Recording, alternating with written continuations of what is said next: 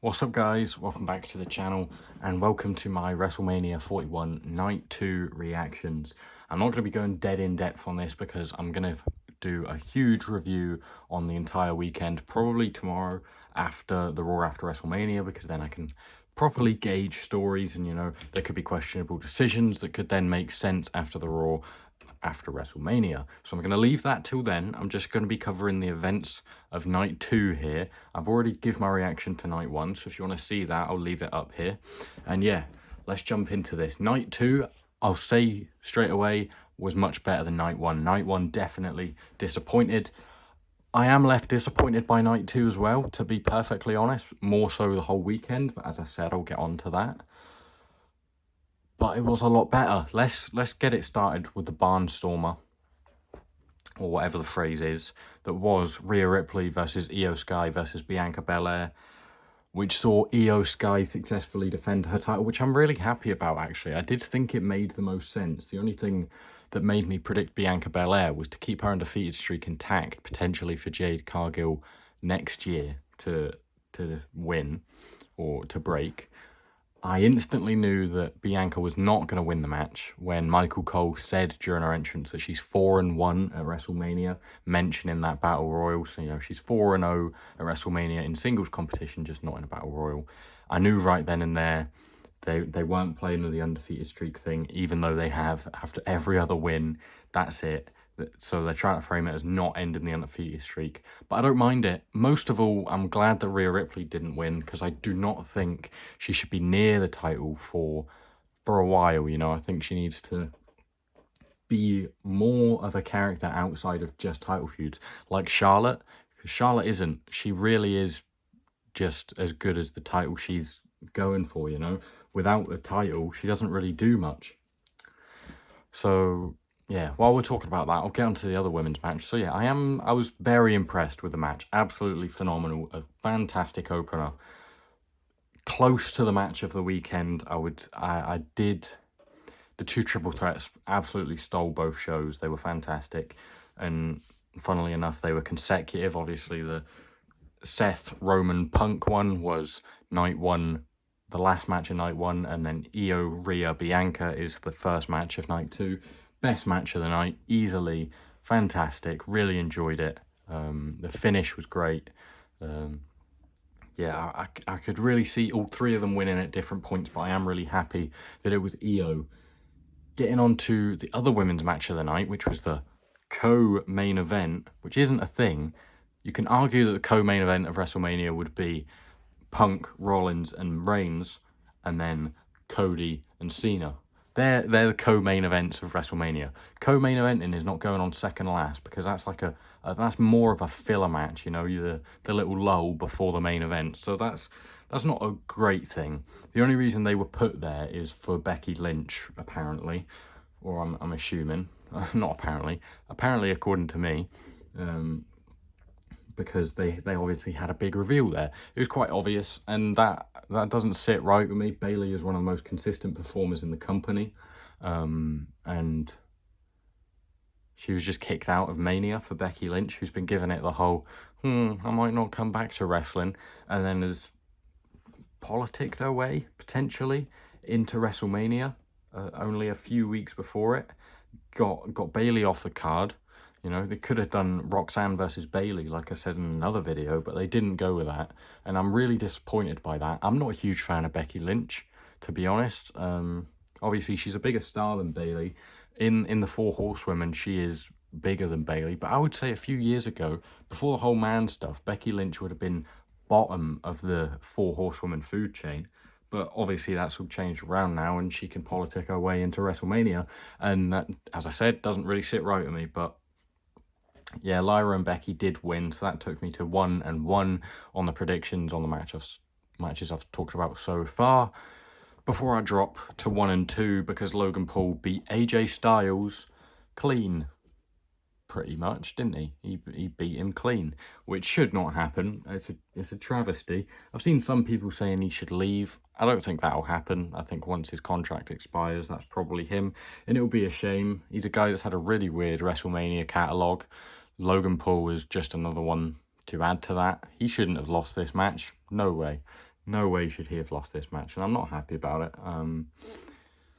I did like the Karrion Kross stuff, and I've not seen that promo yet. I've obviously seen people talking about Karrion Kross's promo, and I'm a big fan of Karrion Kross, but I'm going to watch that, and I'm going to watch like the post-show and the press conferences and all of that, and the Pat McAfee show, who he gets on my nerves as well, but I'll mention that tomorrow probably. I'll watch all of them and Monday Night Raw tomorrow before I put out my big review on everything.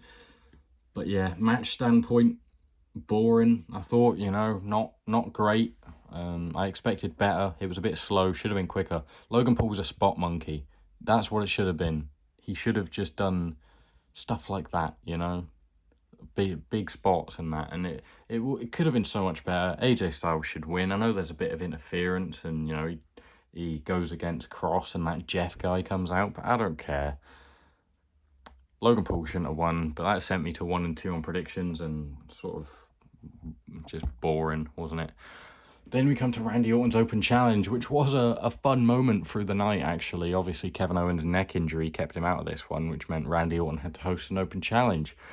Could have been Solo Sikoa, could have been Sheamus, could have been Rusev, Aleister Black, guys like that. It turned out to be Rusev's lawyer, if you remember that. Joe Hendry, who I was happy to see. I did actually think it could have been him at some point yesterday. I didn't say it in a video, but it did come to me. And he got a huge pop, to be fair. It was cool to see Joe Hendry, and I think he plays a really good character, and he's pretty funny. And then he did his whole shtick and his spin, and then got completely RKO'd out of nowhere, which I thought he sold incredibly, because he didn't look at all towards where Randy was coming from. He didn't prepare himself for the RKO. He didn't sort of let it on. I thought that was a very well done RKO out of nowhere, and it was actually out of nowhere. Randy won as he should, and I predicted that one correct. So we're up to 2 and 2. And yeah, all went how it should. You know, put TNA over and buried them at the same time, which was interesting. Randy isn't the TNA World Champion, but maybe if WWE is anything to go by, and winning in a non-title match leading to a title match, then technically Randy Orton is owed a title match at some point in TNA. Probably won't happen, because he would definitely win if he ever went to TNA. I mean, it would really be putting them over if he didn't. But yeah, I'll get off of that one and into the Sin City Street fight. Drew McIntyre versus Damian Priest, who had the tough job of trying to follow the incredible Women's World Title triple threat. But I thought they did well. I really enjoyed that match. Drew tweeted halfway through it, like he did last time, took a selfie. That got like 100,000 likes in like a minute, which is pretty crazy. That was cool. I do like Drew, as much as I hate the team he supports. I do really like Drew. I think he's great, and I think he deserves a lot more going forward this year. I think he should definitely be a world champion. Dethrone Jay, potentially. There's another man who should maybe go on and dethrone Jay, who we'll get to in a minute. But yeah, really enjoyed it. Drew did win, as I predicted. So that takes me to 3 and 2 for the night so far. Some really cool spots. The Razor's Edge from the table. The old school where he shoved him off the ropes through 2 tables. As much as I really like The Undertaker, and he's one of my favourite wrestlers of all time, the best character the business has ever seen, in my opinion, old school is a terrible move. That should never work. You shouldn't be able to walk along the top rope guided by your opponent. You should either pull them off or push them off. And Drew did that through the 2 tables. And then that Claymore spot with the chair was fantastic. That looked really painful. 1, 2, 3. Drew won. And on to bigger and better, hopefully. Another man onto bigger and better. We'll zoom back in. There he is in the back corner. Dominic Mysterio, who got one of the biggest pops of the night. I was really happy with Dominic. I'm a big Dominic fan.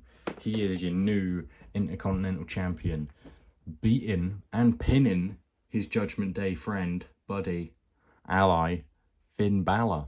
You know, we did see a bit of a back and forth between them, and I think that's where it could be heading. Potentially Dominic's first defense at Backlash as Intercontinental Champion, but I'm really happy for him. Obviously, Penta had a good showing as well. I think he got a spear by Bron Breakker. Bron Breakker then got a drop kick and a 619 from Dom. Went for the splash. Finn intercepted it.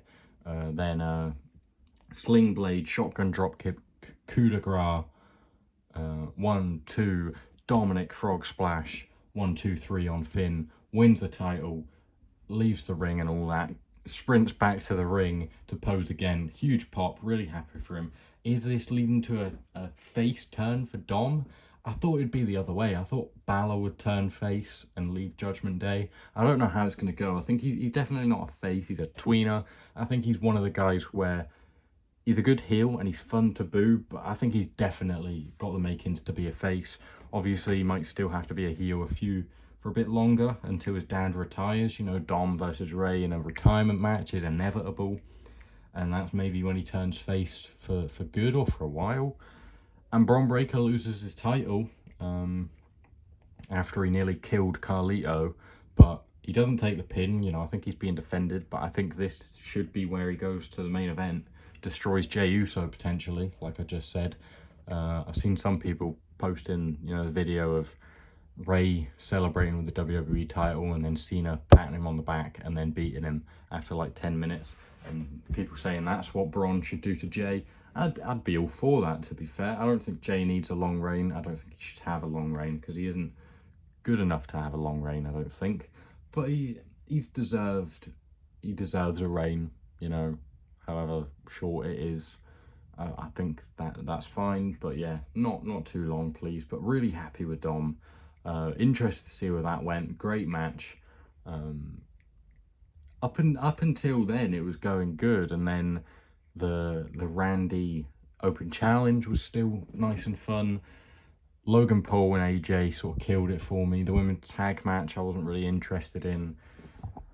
And then the main event of the 2 nights of WrestleMania, not even the main event of night 1. This is the main event. John Cena versus Cody Rhodes.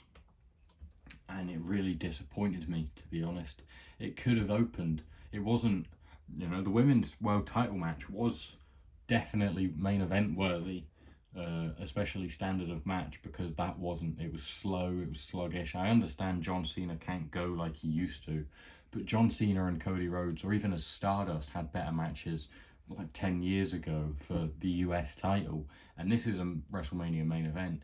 Cody kicked out of like 4 attitude adjustments, got out of the STFU a few times, and then Travis Scott comes down to the ring, eats a crossroads, and then just offers the distraction for Cena to go and hit him with the belt, but Cody dodges it, and then Cody's got to decide, should he hit him with the belt or should he not? And then Cena kicks him in the knackers and he hits him with the belt, and that's what wins him it after three FUs and a super FU from the second rope. That's what does it. And I get that it's a callback to the Elimination Chamber, and Travis Scott being there is a callback to the Elimination Chamber. You know what a bigger callback to the Elimination Chamber is? Dwayne fucking Johnson showing up, the useless prick, bold fraud, that's what he is, just did not show up. He just shows up one night, makes creative, write an idea for him so he's happy, and you know, if he comes back, he can come back and it all makes sense. But if he doesn't, then the main event is ruined. The main event of WrestleMania, that is, not just like any other pay-per-view or any other Monday Night Raw. The main event of WrestleMania Night 2 was shit. A large part of that to do with The Rock not being there and Travis Scott being the muscle to come in. The guy's 140 pounds. You know, he's lighter than I am. I wouldn't look like a threat to Cody Rhodes. Neither does he. I understand that he wants to get in the ring at some point and be a wrestler and all that, and it's, you know, it's the clicks and the views and everything. It's a big moment. WWE at the minute feels like it's more for the casual fans, for the Netflix fair weather viewer, and for the big moments, for the celebrities, and just for the money more than anything. That's what the TKO takeovers sort of went to. And I will go into more depth in this in my video tomorrow, my WrestleMania review, but Cody was booed, and he's the biggest face that the company has had since John Cena. And I understand him being booed if he's against a face John Cena, but he's against a heel John Cena, and that's a heel John Cena because of The Rock, who didn't show up. And there's no There's nothing to make it make sense. Seth Rollins and Paul Heyman, there's obviously been rumours, and well, not really rumours, just fan ideas that maybe they join forces with Cena and The Rock, and I guess Travis Scott, if anyone cares, and it being a big heel faction, and Rollins could help, even though he helped Cody last year. You know, when Cody joined the company again, they had a 3-match series, and Rollins can never beat Cody. Going back to the Shield, Cody beat Rollins to get his job back and all this stuff. That could have made sense, but they didn't do that. They had only Travis Scott do it, and that's why, yeah, Cena turns heel because of The Rock, who then doesn't show up, and Cody gets booed against the heel because John Cena is in the last year of his career. He's one of the biggest stars of all time, one of the biggest faces of all time. He's never turned heel in his life, and now you're doing it when he's only got a few months left in the company. Nobody wants to boo him. Everyone just wants to enjoy him. I understand that it's now or never, and if you don't turn him heel, it's the biggest what if potentially in wrestling history, outside of like the Invasion and stuff like that. But why? If you know he's not going to get booed, don't make him a heel. I wasn't a fan of the crowd. I thought they were better on night 2. Not a great night 1, but as I said, I'll get into that. I'm going to stop rambling now because I'll save that for tomorrow. But yeah, disappointed overall. Night 2 was better. Not until about halfway. I enjoyed the triple threat. I enjoyed Drew versus Damian. I enjoyed the IC Fatal 4-Way, and I did enjoy, however short, Randy's Open Challenge. Karrion Kross, his involvement was okay, but Logan versus AJ I didn't enjoy. The women's tag match I didn't really enjoy, and the main event I couldn't really get into. It didn't feel like WrestleMania, so I'll give it a 7 out of 10. I think that's being a bit generous, maybe, if anything, to be honest. That being this night, WrestleMania as a whole, it's getting like a 5 max. I've seen some people say it's like one of the best of all time. They're either really young and just love whatever it is, because I've been there, you know. I'll watch WrestleMania and think that was great because it was WrestleMania, when actually it wasn't. We've all been there at some stage. I don't want to be a cynic or anything like that, or overly negative, but I really didn't enjoy it, and I feel a bit disenfranchised with the whole thing after that. But I'll get into more of my thoughts tomorrow if you're not sick of me by this point. So if you want to make sure that you do see that, please do consider subscribing and liking the video if you've enjoyed. Mainly if you've enjoyed the video, like it, but if you want to hear more, hit the subscribe button, turn your post notifications on, and you will be notified every time I upload going forward. Going to be a lot of content coming out. WrestleMania, debrief, review, where they go, where WWE goes from here, a potential fantasy booking of next WrestleMania. That's something I've got planned. Loads of Dead Man's Deliveries, unboxings, customs being made and stuff. The PIC-FED, hopefully I'll start it sometime soon, because I want to book a show better than Triple H. So yeah, thank you guys for watching. I hope you've enjoyed more than I enjoyed WrestleMania, because it wasn't much. But yeah, thanks for watching. I'll see you next time. Goodbye.